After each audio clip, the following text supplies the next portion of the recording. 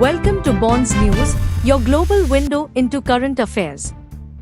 China's recent military exercises surrounding Taiwan, justified as a response to what it perceives as separatist actions, highlight the escalating tensions between Beijing and Taipei.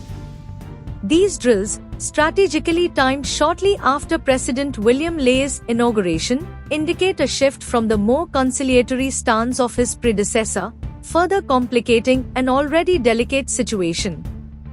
Central to this dispute is the fundamental disagreement over Taiwan's status.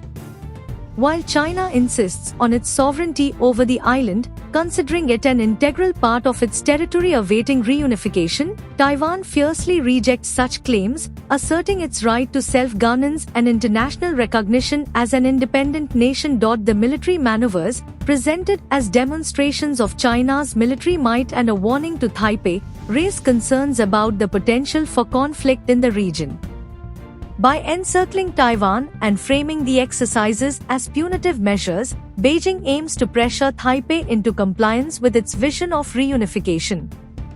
However, these actions risk exacerbating tensions and increasing the likelihood of unintended escalation, further destabilizing an already volatile situation. Taiwan has responded with firmness, denouncing the drills as irrational provocations that only serve to heighten tensions.